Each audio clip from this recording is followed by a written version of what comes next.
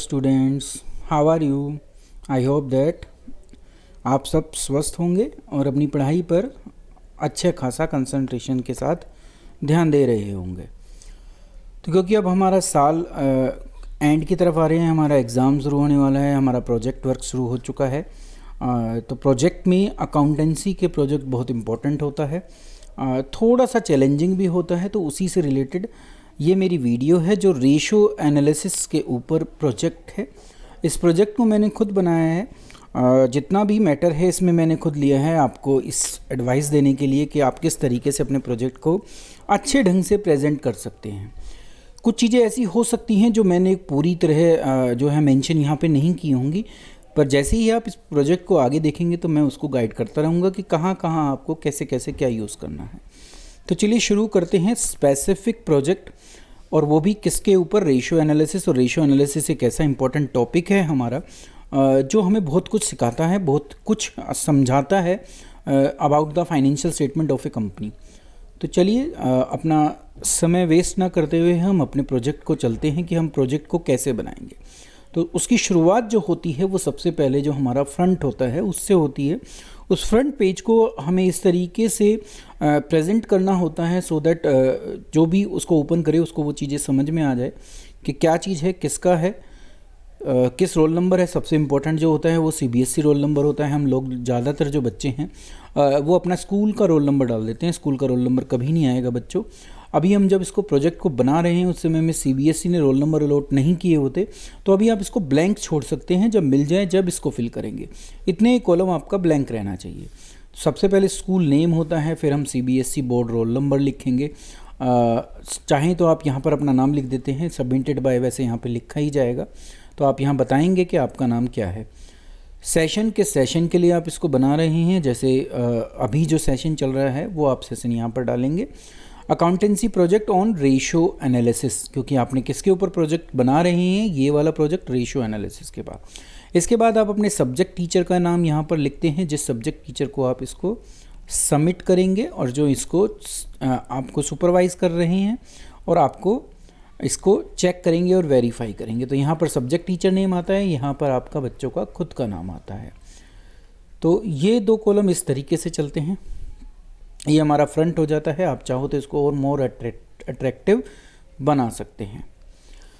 फिर स्टूडेंट्स को एक एक्नॉलेजमेंट देनी होती है कि इस प्रोजेक्ट को बनाने में मेरी जिन्होंने भी मदद की है, जिन्होंने भी मुझे गाइड किया है इसको बनाने में, वो यहाँ पर उसको एक्नॉलेज करता है कि हाँ इन सब स्टूडेंट्स ने, और इन सब पर्टिकुलर एक तो एक सब्जेक्ट टीचर होते हैं हमारे साथ में, प्रिंसिपल सर होते हैं और बाकी लोग हो सकते हैं। तो उनकी जो हेल्प है इस प्रोजेक्ट को डेवलप करने में वो यहाँ पर एक्नॉलेज की जाती है बाय द स्टूडेंट, और वो स्टूडेंट ही फिर उस पर साइन करता है। ये एक फॉर्मेट है। आप इसको दूसरी लैंग्वेज में दूसरे तरीके से भी मेंशन कर सकते हैं, पर नॉर्मली जो चलता है मैंने उसको कोशिश की है आपके सामने रखने की। तो आप स्क्रीनशॉट खींचकर इसको अपने प्रोजेक्ट में यूज़ कर सकते हैं, क्योंकि ये कॉमन होता है, जनरल होता है। चलिए एक्नॉलेजमेंट जब हम दे देंगे उसके बाद आपके जो टीचर्स हैं वो सर्टिफिकेट देते हैं कि so and so student of that section या दैट क्लास, ये जिसने ये प्रोजेक्ट बनाया है वो मेरी गाइडेंस में, मेरे सुपरविज़न में किया है, और उसने प्रॉपर केयर और display the sincerity in completion of this project दिखाई है। तो इन सब चीज़ों को हम सर्टिफिकेट देते हैं। इसका प्रोजेक्ट जो है वो सीबीएसई नॉर्म्स के अकॉर्डिंग है और ओरिजिनल वैल्यूज़ के ऊपर बेस्ड है, और सब्जेक्ट टीचर जो है यहाँ पर अपने साइन कर देते हैं। तो ये सर्टिफिकेट होता है जो हमें बनाना होता है। फिर होता है कि आप प्रोजेक्ट का कंटेंट शुरू में बताएंगे कि आपका प्रोजेक्ट किसके ऊपर है। तो स्पेसिफिक प्रोजेक्ट है, ये रेशो एनालिसिस के ऊपर है। किस कंपनी के ऊपर मैंने अभी डाटा लेके बनाया है वो है हिंदुस्तान यूनिलीवर लिमिटेड, HUL जिसको हम कहते हैं। और जो ये डाटा है ये 2018-19 का है। ये 29 थोड़ा सा गलत आ रहा है तो मैं इसको यहाँ पे रेक्टिफाई कर देता हूँ, 2018-19।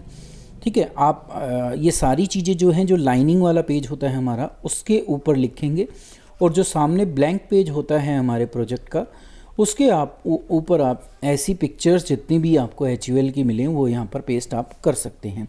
तो इस तरीके से हमें बनाना है।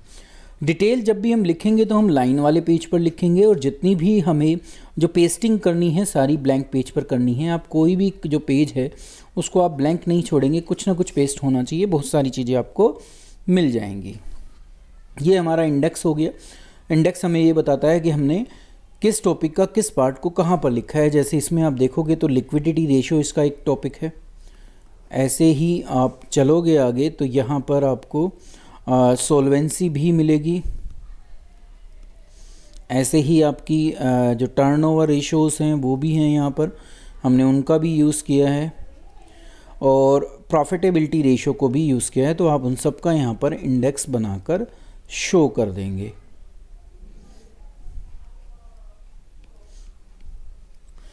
और बाकी जितने भी है बिब्लियोग्राफी वगैरह सबको यहाँ पर आपको मेंशन करना होगा, और साइन जो है टीचर जो भी आपके सब्जेक्ट टीचर है वो यहाँ पर साइन करते चले जाएंगे। पेजेस नंबर यहाँ पर लिखने होते हैं। इंडेक्स आप यूजुअली बनाते हैं तो कोई ऐसा कुछ इशू नहीं है। अब जो ये हिंदुस्तान यूनिलीवर लिमिटेड की है, जिसको अब मैं शॉर्ट फॉर्म में आगे HUL से डिनोट करूँगा। आप HUL की जो ये बैलेंस शीट या statement of profit and loss है, इसको आप जो ब्लैंक पेज है उस पर पेस्ट करेंगे। किस पर पेस्ट करेंगे? ब्लैंक पेज पे, सो दैट हम दूसरी तरफ वो मैटर लिख सकें जो इससे रिलेटेड बिलोंग करेगा, जो इस प्रोजेक्ट से, वो हम वहाँ पर लिखते रहे। तो लाइन वाले पेज पे हमें राइटिंग वाला पोर्शन करना होता है। जितनी ये पेस्टिंग होती है ये आपको ब्लैंक पेज पर करनी होती है। ये आपको ईजिली अवेलेबल हो जाएंगी थ्रू वेबसाइट, और बहुत सारे सोर्स हैं तो उनके थ्रू आप इसको ईजिली ले सकते हो। जिस भी कंपनी का आप बना रहे हो उसकी फाइनेंशियल स्टेटमेंट आपको ईजिली मिल जाएगी। यहाँ पर आपको समझना होगा, क्योंकि रेशो में यूज़ होंगे, तो ये रेवेन्यू फ्रॉम ऑपरेशन है जिसको हम सेल कहते हैं। तो जब हम ग्रॉस प्रॉफिट या नेट प्रॉफिट रेशो निकालेंगे तो ये यूज़ किया जाता है। फिगर आप देख लीजिए, तो फिगर यहीं से उठाई जाती है, कहीं और से नहीं आती। ऐसे ही जब हम प्रॉफिट साल का लेते हैं नेट प्रॉफिट निकालने में, तो ये प्रॉफिट हमारा आता है, इसको हम यूज़ करते हैं। जहाँ हमें कहीं टोटल एक्सपेंसेस यूज़ करने होंगे तो हम इसको यूज़ करेंगे। तो यहाँ वो हर चीज़ है जिसका हम वहाँ पर यूज़ करते हैं। ये फाइनेंस कॉस्ट हमारी यूज़ होती है जब हमें net profit before interest and tax चाहिए होता है, क्योंकि फाइनेंस कॉस्ट का मतलब है इंटरेस्ट वाला पोर्शन। तो अगर मैं नेट प्रॉफिट बिफोर टैक्स तो मुझे गिवन है, पर अगर मुझे बिफोर इंटरेस्ट एंड टैक्स जाना है तो ये भी माइनस करना पड़ेगा, ये वाली फिगर। तो हम इनको टाइम टू टाइम जो है इन फिगर्स को यूज़ कर कर अपनी जितनी भी रेशोज़ हैं उनको काउंट करेंगे और या उसको फाइंड आउट करेंगे। तो ये आपको किस पर चिपकानी है? ब्लैंक पेज पर पेस्ट करनी है। ऐसे ही ये फिर बैलेंस शीट है, इसकी भी आइटम बताइए आपको कि बहुत जगह पर यूज़ होती हैं, चाहे वो नॉन करंट एसेट्स हो चाहे करंट एसेट्स हों, डिफरेंट जगह। अगर करंट रेशो की बात हम करें तो करंट रेशो में करंट एसेट्स आती है, तो हम इन सब का टोटल करेंगे। ऐसे ही ये प्रीवियस ईयर की फिगर हैं तो हम इनको भी यूज़ करेंगे। ऐसे ही आगे आप चलोगे तो ये करंट लाइबिलिटी आई, तो आप यहाँ पर इसका टोटल यूज़ करोगे, जब जाकर हम क्या निकाल पाएंगे? करंट रेशो निकाल पाएंगे। तो आगे हम देखेंगे कि इन्हीं फिगर्स का टोटल करके हमने वो फिगर्स निकाली हुई हैं। तो आप इसको कैसे यूज़ करेंगे? जो चाहिए आपको बस उस पर्टिकुलर चैप्टर की नॉलेज होनी चाहिए। उन रेशोज़ के फॉर्मूले आपको पता हो, वो कैसे कैलकुलेट होते हैं ये आपको पता हो, तो आप बहुत ईजीली जो है इस काम को पूरा कर लेंगे। तो चलिए, ये तो था वो जो पेस्टिंग वाला पार्ट है, जो कहाँ पर पेस्ट करना है हमें? ब्लैंक पेज पर। ये आता है फिर हमारा लाइनिंग वाले पोर्शन का काम। ये आप इन्हीं के सामने जहाँ पर आपने पेस्ट किया है, जो लाइन वाले पेज हैं उन पर आप इसको मेंशन करेंगे कि आप क्या कर रहे हैं? रेशियो एनालिसिस कर रहे हैं। किसका? HUL का। ठीक है, तो मीनिंग बता दो सबसे पहले। मैं मीनिंग आपको बुक में मिल जाएगा। ठीक है, तो उसमें आप लिख सकते हो कि रेशो जो है वो इसलिए निकाली जाती है कि वो रिलेशनशिप स्टैब्लिश कर पाए बिटवीन द टू नंबर्स या टू क्या कहते हैं वेरिएबल्स कह सकते हैं, और उसको हम फ्रैक्शन में, प्रोपोर्शन में और परसेंटेज में या नंबर ऑफ़ टाइम में शो करते हैं। तो आप देखोगे डिफरेंट जगह पर हमने इन्हीं चीज़ों को यूज़ किया है। तो हम क्या करेंगे? हम रेशियो एनालिसिस करेंगे HUL का, जिससे हम ये समझ पाएँ कि उसके रिलेशंस क्या हैं, उनके जो डिफरेंट वेरिएबल हैं उनमें आपसी जो न्यूमेरिकल रिलेशन है वो क्या है, सो दैट हम आगे फाइनेंशियल प्लानिंग में इनको यूज़ कर पाएँ। अगले पेज पर भी ये इसी से बिलोंग करता है। इसके सामने हमारी पेस्टिंग चल रही होगी, यहाँ हम इन लाइनिंग वाले पेज पे इसको मेंशन करेंगे कि रेशियो एनालिसिस है। ये नाम यहाँ पर अभी गलत है क्योंकि लास्ट वाले प्रोडक्ट से लिया हुआ है, ये HUL है। तो एक दो गलतियाँ होंगी, उनको आप इग्नोर कर दीजिएगा। HUL का बना रहे हैं और लिक्विडिटी, सॉल्वेंसी, एक्टिविटी या टर्नओवर और प्रॉफिटेबिलिटी के बेस पर हम इसको जो है स्टडी करेंगे। 4 टाइप की रेशो हैं हमारी। रेशो की चारों टाइप हम यहाँ पर एक एक दो उन सब की रेशो लेकर उनको एनालिसिस करेंगे। फिर क्या ऑब्जेक्टिव्स होते हैं इससे, तो वो सारे ऑब्जेक्टिव्स मैंने यहाँ लिखे हैं। आप इनको, इसका स्क्रीनशॉट लेके इनको पेस्ट कर सकते हैं, क्योंकि ये जर्नल है, इनको आप यूज़ कर सकते हो। यहाँ किसी कंपनी का नाम यूज़ नहीं हो रहा। तो ये हमारा लाइनिंग वाले पेज पर काम चलता रहेगा। फिर ये होगा पीरियड, आपको बताना पड़ेगा कौन सा टूल आप यूज़ कर रहे हो वो बताना पड़ेगा। जैसे हमारे इस प्रोजेक्ट के अंदर अकाउंटिंग रेशो है। फिर किन किन सोर्स को आपने यूज़ किया है, उनके क्या मेथड्स हैं, वो यहाँ पर आपको मेंशंस करने पड़ते हैं।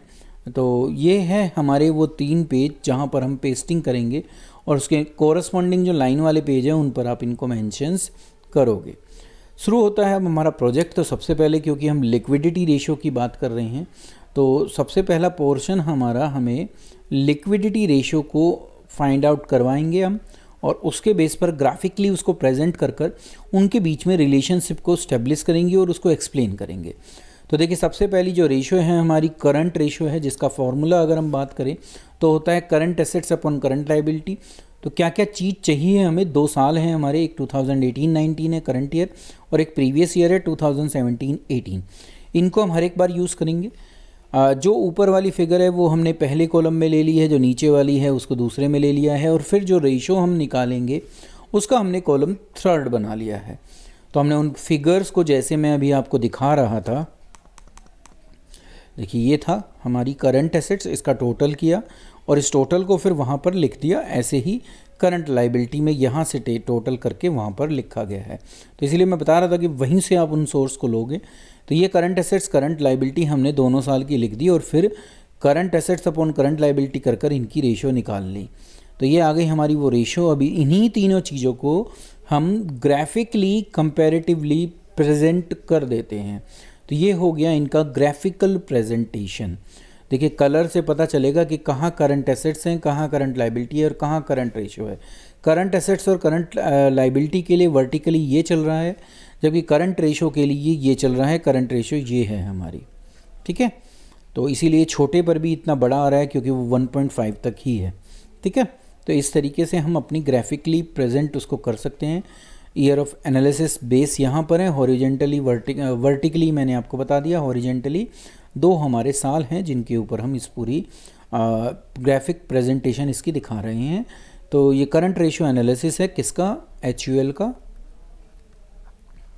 और कंपैरिजन जो हो रही है वो 2018-19 एंड 17-18 हो रहा है। तो मेरे हिसाब से आप इसको, और ये भी कहाँ आएगा आपके ब्लैंक पेज पर, ठीक है, उसी के सामने, लास्ट वाले पेज के सामने। तो इस तरीके से हम इसको प्रेजेंट कर देंगे। फिर हम दूसरी लिक्विडिटी रेशो को फाइंड आउट करेंगे, और ये जो लिक्विडिटी रेशो होगी ये हमारी लिक्विड रेशो होगी, क्योंकि लिक्विडिटी में शॉर्ट टर्म सॉल्वेंसी में हम 2 ही टाइप की रेशो निकालते हैं, एक लिक्विड रेशो, एक करंट रेशो। लिक्विड रेशो में क्विक एसेट कह लो उसको, या लिक्विड एसेट कह लो, कोई भी नाम ले लो। तो इसलिए मैंने यहाँ पर लिक्विड एसेट ही यूज़ किया है, और करंट लायबिलिटीज़ होती हैं। इस लिक्विड को हम क्विक एसेट भी कह देते हैं, और इस रेशो को हम क्विक रेशो भी कह सकते हैं। तो ये सब इसी के नाम हैं।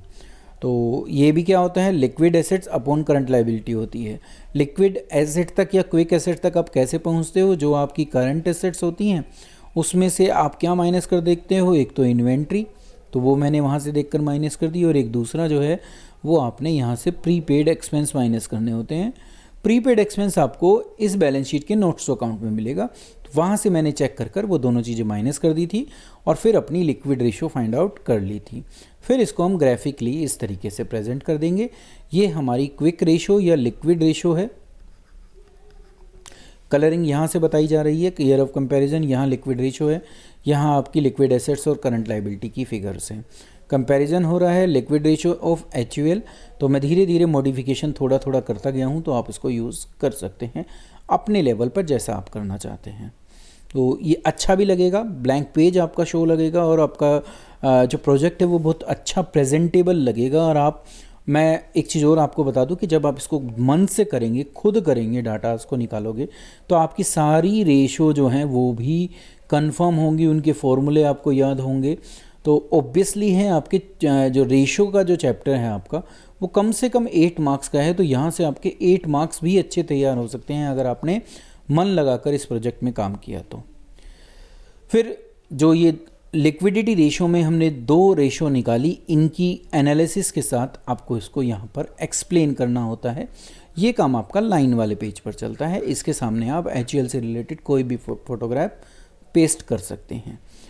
वही बता रखा है कि करंट रेशो ये थी 1.36:1 और जो है इसकी आइडियल रेशो 2.1 होती है।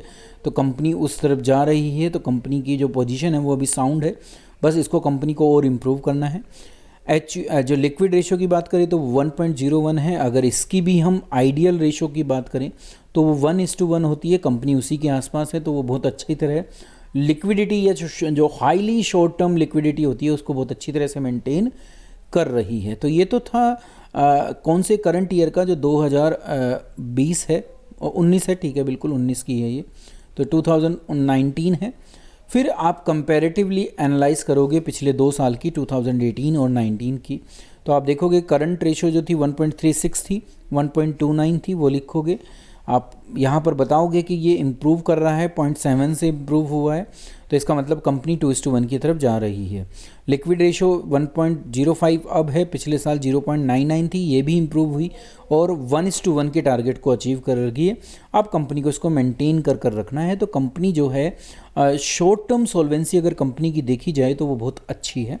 तो इस तरीके से आप इसको मेंशन करेंगे। तो ये प्रॉपर वे होता है जिस तरीके से आपको डाटा को प्रेजेंट करना होता है और दिखाना होता है कि हाँ आपने मेहनत कर काम किया है। अब जो दूसरा आता है वो हमारा सोल्वेंसी पार्ट होता है। रेशो एनालिसिस में 4 टाइप की हम रेशो निकालते हैं, पहली लिक्विडिटी, दूसरी अब सोल्वेंसी। सोल्वेंसी में हमने डेप्ट इक्विटी रेशो यहाँ पर ली है। डेप्ट का मतलब लॉन्ग टर्म डेप्ट और इक्विटी का मतलब शेयर होल्डर फंड। तो आप उन दोनों को लिखोगे, डेप्ट और इक्विटी को, और उसके बाद डेप्ट इक्विटी रेशो निकाल दोगे। तो ये फॉर्मूला है, ये फिगर फिर आपको बैलेंस शीट में जाकर लॉन्ग टर्म डेप्ट का मतलब नॉन करंट लाइबिलिटीज़ हैं जो वहाँ से मिल जाएंगी। इक्विटी का मतलब शेयर होल्डर फंड है, वो पहली आइटम होती है आपकी बैलेंस शीट की, तो वो वहाँ से आपको वो फिगर्स मिल जाएंगे। आप दोनों की लेकर वो फिगर और उनके बीच की रेशो निकाल देंगे। ये रेशो जितनी लो होती है इसका मतलब कंपनी उतना ही अच्छी पोजीशन में है, कंपनी ने डेप्ट को उतना ही कम यूज़ कर रखा है। यहाँ जो ये वाली फिगर है 7649, जब यहाँ प्रेजेंट हो रहा है तो क्योंकि ये बहुत श्रिंक हो गया था इस वजह से वो 9 आपको शो नहीं हो रहा, ये 9 है यहाँ पर, ठीक है। तो ये 9 अभी मैं यहाँ बना देता हूँ, वैसे ये 9 यहाँ पर है। ये आपका डेप्ट इक्विटी रेशो है, सबसे लास्ट वाला, इसलिए 0.2 और 0.24। तो ये मैंने कंपैरेटिवली जो है उनके बीच का रिलेशन यहाँ पर दिखा दिया है इन 3 चीज़ों के वे में। ये तीनों फिगर्स हमारी यहाँ पर आ रही हैं। तो आपका ये ग्राफिकली प्रेजेंटेशन बहुत अच्छा लगता है, तो इस तरीके से आप इसको ब्लैंक पेज पर यूज़ कर सकते हैं। सामने इसके ये आप लाइन वाले पेज पर दिखाओगे ये वाला काम। ये फिर इसकी दूसरी रेशो ली सॉल्वेंसी की, टोटल एसेट्स टू डेप्ट रेशो। जो total assets upon long term डेप्ट होती हैं, डेप्ट तो अभी हमने पीछे देखी थी कितनी है, उन्हीं को यहाँ पर लिया गया है। ये रही डेप्ट, तो डेप्ट तो यहीं से ही ले लिए है, टोटल एसेट्स वहाँ पर जाकर बैलेंस शीट में से ले लिए हैं। तो उनके बीच में फिर हमने क्या निकाली, रेशो निकाली। ये रेशो भी जितनी हाई है इसका मतलब कंपनी उतना ही अच्छा परफॉर्म कर रही है। आप एक चीज़ ज़रूर याद रखने का, जब आप किसी कंपनी की बैलेंस शीट को सेलेक्ट करो तो जब रेशो एनालिसिस का टॉपिक बना रहे हो तो वही रेशो लेना जो आप इजीली उस डाटा में से फाइंड आउट कर पा रहे हो। जहां आपको डिफ़िकल्टी लगे तो उन रेशो को आप कम से कम प्रोजेक्ट के लिए छोड़ सकते हो, हाँ बाकी आप उसकी प्रैक्टिस कर सकते हो। ये इसका ग्राफिकल प्रेजेंटेशन, ये देखिए आपको ये बहुत सुंदर वे में यहाँ पर प्रेजेंट हो रहा है। तो आप इस तरीके से इसको अच्छी तरह से दिखाकर आप ग्राफिकली ही सारी चीज़ें अपने आप बता दोगे कि क्या चल रहा है। ये पिछला साल था, आप देखो इंक्रीज़ है, ठीक है। ये देखिए ये भी इंक्रीज़ है, ये देखें तो ज़रूर जो है डाउन हुई है। तो इसका डाउन होना थोड़ा सा चिंताजनक है, इसको देखना चाहिए कंपनी को। बट फिर भी अभी ओवरऑल अगर आप लॉन्ग टर्म सॉल्वेंसी देखें कंपनी की तो वो बहुत अच्छी चल रही है, कोई बुरी नहीं है, क्योंकि अभी भी जो है हम 9.64 की रेट पर हैं, जो बिल्कुल भी जितनी ज़्यादा हाई होती है उतना ही अच्छा होता है। हाँ, कंपनी को एक चीज़ ज़रूर चेक करनी चाहिए, क्योंकि एक होता है ट्रेडिंग ऑन इक्विटी, मैंने यहाँ पे मेंशन भी किया है उस चीज़ को कि ट्रेडिंग ऑन इक्विटी का मतलब होता है हम डेप्ट को यूज़ कर जो है अपने प्रॉफिट को बढ़ाएं। वो काम नहीं कर रही कंपनी, क्योंकि आइडियल रेशो तो 2:1 है और हम देखें तो अभी तो हम 0.24 पर हैं। तो ये हमें बताता है कि हम इक्विटी के ऊपर ज़्यादा बेस्ड हैं, हमने डेप्ट को कम यूज़ किया हुआ है। तो एक ज़रूर एडवाइस हम दे सकते हैं कंपनी को कि वो डेप्ट को ज़्यादा यूज़ करे। HUL जो है अभी इक्विटी पर जो है, इक्विटी से ही मतलब कि खुद के पैसे से बिजनेस कर रही है, जबकि ट्रेडिंग ऑन इक्विटी ये कहती है कि आप ट्रेड करोगे पर डेप्ट का पैसा यूज़ करके कर पाओगे, जिससे इक्विटी शेयर होल्डर को प्रॉफिट में मार्जिन अच्छा मिले, दूसरा इंटरेस्ट का पोर्शन हमारा कम हो जाए। तो इन चीज़ों पर कंपनी को ध्यान देना चाहिए, और मेरे हिसाब से इतनी बड़ी कंपनी है, ज़रूर उनके दिमाग में ये चीज़ें होंगी। बस हम तो अपने लेवल पर एनालिसिस कर सकते हैं, जैसा हम देखते हैं उसको कंपैरेटिवली भी हम एनालिसिस करेंगे और इसको इस तरीके से इसको प्रेजेंट कर देंगे। फिर तीसरी रेशो पर आती है, यहाँ मैंने एक ही रेशो ली क्योंकि इसको निकालना ही सबसे आसान था। बाकी जो इसमें है inventory turnover ratio, inventory turnover ratio के लिए आपको नेट क्रेडिट सेल चाहिए थी, तो जो अभी डाटा मेरे पास था, इन्वेंट्री टर्नओवर रेशो जो होती है उसके अंदर एक तो एवरेज इन्वेंट्री की ज़रूरत होती है, तो वो अभी थोड़ा सा जितना मेरे पास डाटा था उसमें इसको थोड़ा सा ढूंढना डिफ़िकल्ट था, तो मैंने इसको छोड़ दिया यहाँ पर। ठीक है, ऊपर COGS आता है, cost of revenue from operation आता है, तो वो चीज़ें जो है अभी थोड़ा डिफ़िकल्ट हो रहा था उस statement of profit and loss से, तो इसलिए मैंने उसको छोड़ दिया है। आप भी क्या करेंगे, उसी तरीके से उस रेशो को निकालिए जिसको आप ईजिली उस डाटा में फाइंड आउट कर पा रहे हो, क्योंकि कंपनी की जो बैलेंस शीट होती है वो हमारे पास जो क्वेश्चंस में बैलेंस शीट होती है उससे थोड़ी डिफ़र करती है, वहाँ उनको पहचानने में, उनको समझने में थोड़ा टाइम लग जाता है। तो मुझे जल्दी आपके सामने प्रेजेंट करना था, तो इसलिए मैंने उस रेशो को लिया जो यहाँ पर ईजिली निकल पाती है। 4 में से सिर्फ एक ही रेशो ली है एक्टिविटी रेशो की, वो है वर्किंग कैपिटल टर्नओवर रेशो, जो रिलेशनशिप बताती है कि जो हमारा रेवेन्यू है, मतलब कि सेल है, उसका हमारी वर्किंग कैपिटल से क्या संबंध है। और वर्किंग कैपिटल क्या होती है, हमारी current assets minus current liability, मतलब कि आपके पास कितनी एसेट्स हैं अपनी छोटे समय की लाइबिलिटी को पे करने के लिए, उसका जो डिफरेंस होता है वो वर्किंग कैपिटल होती है। तो सेल और वर्किंग कैपिटल के रिलेशनशिप को वर्किंग कैपिटल टर्नओवर जो है वो शो करती है। ये भी आप देखोगे तो काफ़ी हाई है, और जितना ये हाई होता है इसका मतलब कंपनी अच्छा परफॉर्म कर रही है। इसी को मैंने फिर ग्राफिकली प्रेजेंट कर दिया यहाँ पर। वही है हमारा जो वर्टिकली राइट एक्सिस है वो वर्किंग कैपिटल टर्नओवर रेशो के लिए है, और जो लेफ्ट एक्सिस है उस पर हमारा return from revenue from operation और वर्किंग कैपिटल, और ये सारी फिगर्स जो हैं हमारी करोड़ में हैं। ठीक है, तो ये मैंने हर जगह मेंशन किया हुआ है कि जितनी भी हमारी फिगर्स हैं वो सब करोड़ में हैं। तीनों चीज़ों को मेंशन कर रखा है, इस तरीके से आप ग्राफिकली उसको प्रेजेंट कर सकते हो। ये फिर मैंने आपके लिए छोड़ दिया, बस एक चीज़ मैंने यहाँ पर लिख दी। अब आप इसको एनालिसिस करना अपने आप, और अपने आप इस तरीके से जो भी आप बना रहे हो उसकी आप लैंग्वेज खुद बनाइएगा, तो जिससे आपको भी प्रैक्टिस होगी। मैं ये नहीं कह रहा कि आपको HUL को फॉलो करना है, आप किसी भी प्रोजेक्ट को बनाओ, किसी भी कंपनी पर बनाओ, पर एनालिसिस अपने आप कीजिए, आपने क्या समझा। तो अगर आप चैप्टर को पढ़कर, चैप्टर की थ्योरी पढ़कर, चैप्टर की जो ये रेशोस हैं इनको समझकर करेंगे तो आपकी नॉलेज बहुत एनहेंस होगी, और आप उन चीज़ों को फिर यहाँ पर मेंशन ईजिली कर सकते हैं। नेक्स्ट आता है हमारा लास्ट जो टॉपिक है इसका, वो है प्रॉफिटेबिलिटी रेशो। प्रॉफिटेबिलिटी रेशो में भी मैंने नेट प्रॉफिट रेशो ली, क्योंकि ग्रॉस प्रॉफिट को ढूंढना थोड़ा डिफिकल्ट हो रहा था, तो इसलिए मैंने नेट प्रॉफिट ले लिया। ठीक है, नेट प्रॉफिट में नेट प्रॉफिट का फार्मूला होता है net profit upon revenue from operation और इनटू में 100 वाले में देखिए परसेंटेज लगाई जाती है। तो मैंने आपको बोला था कि रेशो में अलग अलग चीज़ें आती हैं। अगर आप इससे पहले वाली देखो तो इसके अंदर आप टाइम्स यूज़ कर रहे थे, उससे पहले वाली अगर आप देखोगे तो वहाँ इस टू में था, प्रोपोर्शन में था। तो ये रेशो वाइज चेंज होता रहता है, कभी टाइम्स आता है, कभी कुछ आता है, तो वो चीज़ें आपको याद रखनी है। 100 मल्टीप्लाई कर रहे हो, दैट्स मीन परसेंटेज में आना ही आना है। Net profit upon sale into में 100, रेवेन्यू फ्रॉम ऑपरेशन को हम सेल कहते हैं। ये फिगर्स मैंने यहाँ पर लिखी, करोड्स में है सारी फिगर, और इस तरीके से हमारी नेट प्रॉफिट रेशो 15% का आप ओवरऑल नेट प्रॉफिट जनरेट कर रहे हो। अगर मैं सेल से उसको कंपेयर करूं, मतलब कि जितना मेरा रेवेन्यू सेल से आ रहा है उसका 15% अल्टीमेटली मुझे बच रहा है, ये हमें यहाँ पे पता चलता है। फिर इसको हमने ग्राफिकली यहाँ पर प्रेजेंट कर दिया और दिखा दिया।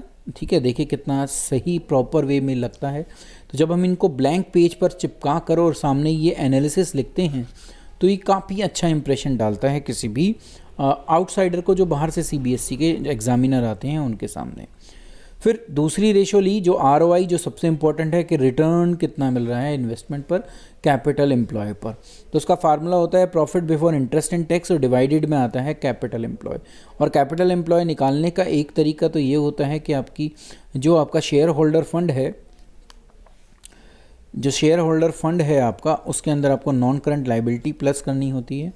तो क्योंकि ये कंपनी इक्विटी पर ज़्यादा है तो इसलिए इसका ये बैलेंस बहुत ज़्यादा आ रहा है। उस वजह से आप देखोगे तो ROI जो है वो 89.4 और 85.34 आ रहा है।